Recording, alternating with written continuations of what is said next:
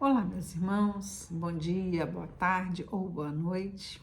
O vídeo fica gravado, então sejam todos bem-vindos a esse nosso estudo. Nós agradecemos a Jesus a oportunidade de conhecermos a doutrina espírita e termos a oportunidade de estudá-la, de nos debruçarmos sobre os seus assuntos e buscar colocar na nossa vida todos os dias. Nós agradecemos a esse canal que divulga a doutrina espírita. Bom, o tema que nós vamos tratar hoje é reunião mediúnica, acolhimento e amor. O tema reunião mediúnica, o tema médios, o tema mediunidade, ele é um tema bem vasto. Ele precisa de estudo. E existem estudos sérios, sobre isso nas casas espíritas. Existe também um programa da FEB, que é o Apostila 1, o livro 1, o livro 2, que fala sobre mediunidade, que é muito bom. Nós temos também o livro dos médios, que ele é bem completo sobre mediunidade. Nós temos outros livros complementares, mas a mediunidade ela precisa ser estudada. Uma reunião mediúnica séria, uma reunião mediúnica onde produz bons trabalhos, intercâmbios bons com a espiritualidade, ela acontece quando existe afinidade e estudo entre as pessoas, onde o amor flui. Então é muito importante para que a gente participe de uma reunião mediúnica, primeiramente que a gente estude. Hoje em dia só boa vontade não serve para nada, Precisa da boa vontade e o estudo, da boa vontade e a participação. Então, para que as reuniões mediúnicas sejam sérias, para que a gente tenha um proveito desse momento de acolhimento e amor, a gente precisa estudar. E, primeiramente, nós vamos esclarecer o que é médium. No o livro dos médiuns, no capítulo 14, o capítulo é intitulado Médiuns. No item 159, Kardec nos traz o seguinte: médium é toda pessoa que sente, num grau qualquer, a influência dos espíritos. Essa faculdade é inerente ao homem e, por conseguinte, não constitui um privilégio exclusivo. Por isso mesmo, raras são as pessoas que não possuam alguns rudimentos dessa faculdade. Pode-se dizer, pois, que todos são mais ou menos médios. Bom, então não é privilégio de ninguém ter mediunidade, porque num grau qualquer, todos somos médios. Todos nós temos essa faculdade. Mas isso não é agora que a doutrina espírita trouxe, não. A doutrina espírita estudou, foi a fundo, mas a mediunidade existe desde que mundo é mundo. Na época de Moisés, já tinha os médiuns, que faziam lá essas previsões. Então, assim, médiuns todos somos desde que o mundo é mundo. Mediunidade todos temos, mas nem todos têm a mediunidade. Aliás, todos temos a mediunidade, alguns mais, alguns menos, Então, depende, existem vários graus de mediunidade. Então, alguns são mais médios, outros menos médios. Vamos dar um exemplo, para a gente entender. Tem os médios, eu tenho uma amiga que ela é médium, que eu me lembro uma vez que eu estava chegando do hospital, ela me disse assim: você tá vindo do hospital? Eu falei: tô. Por quê? Aí ela falou assim: nossa, eu tô vendo, em torno de você, pessoas doentes. Aí eu fiz uma prece, nós duas fizemos uma prece para que aquelas pessoas recebessem o que elas necessitavam, Porque às vezes a gente é um palito de fósforo, Quando a gente se ilumina, quando a gente busca a iluminação, a gente é um palito de fósforo e a gente atrai por essa iluminação alguns espíritos.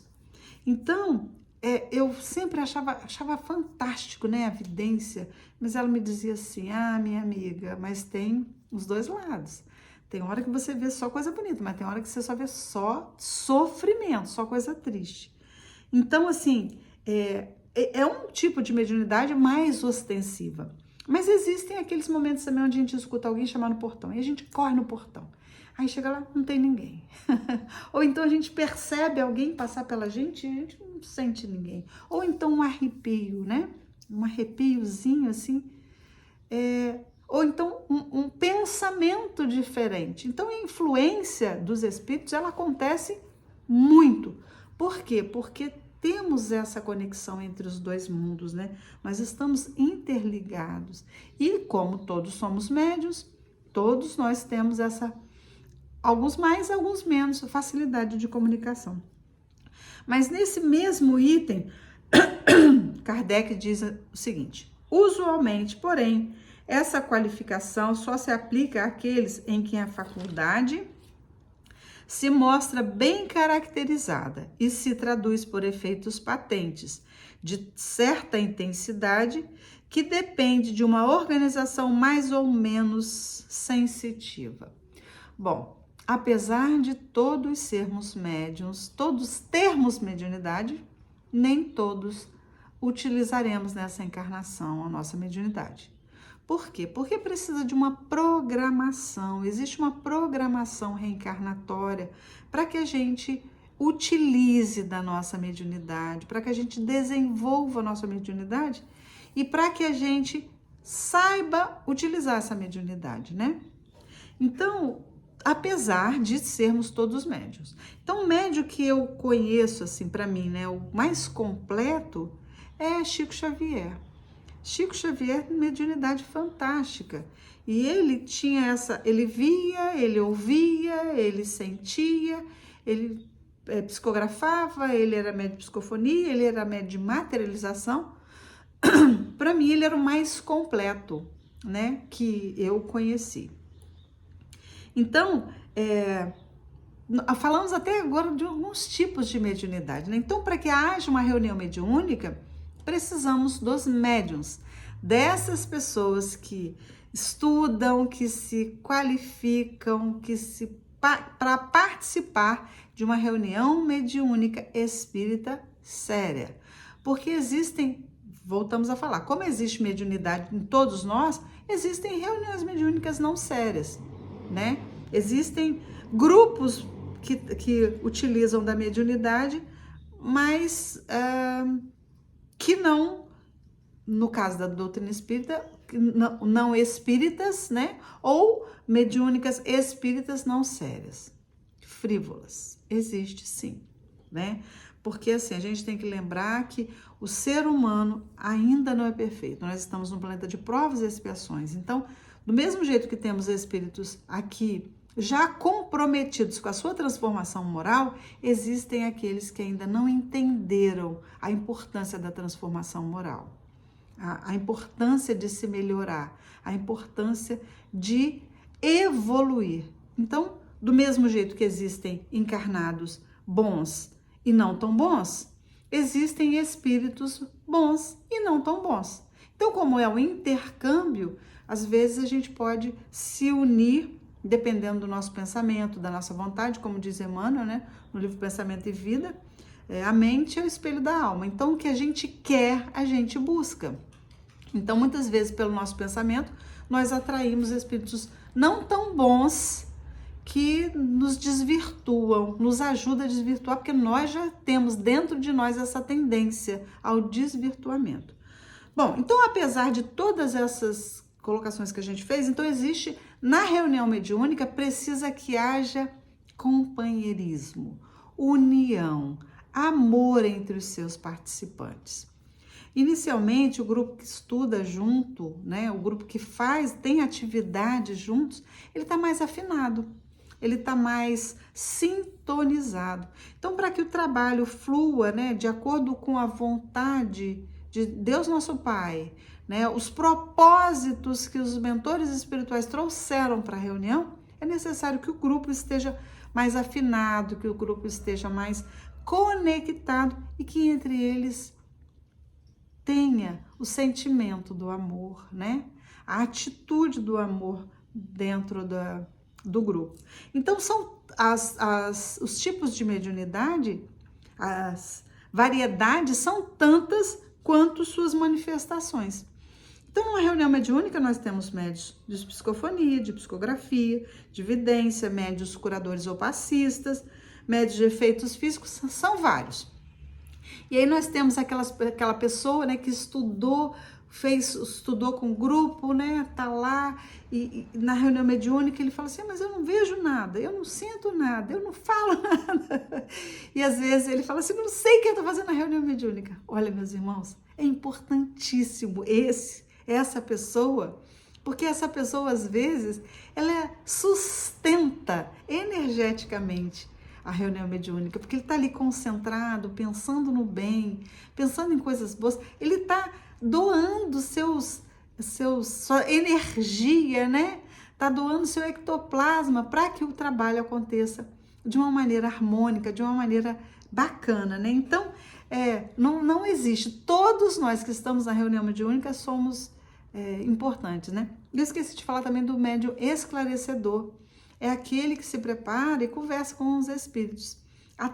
Todos nós temos que ter, para que a gente participe de uma reunião mediúnica séria, né, numa casa espírita, dentro de um trabalho com Jesus, mediunidade com Jesus, nós temos que ter hábitos da leitura, hábitos do estudo, hábitos da prece, hábitos de bons pensamentos, hábitos de trabalho, de boa vontade. Hoje em dia, para nós nos qualificarmos, não precisa só de boa vontade, nós precisamos de esforço. É necessário esforço.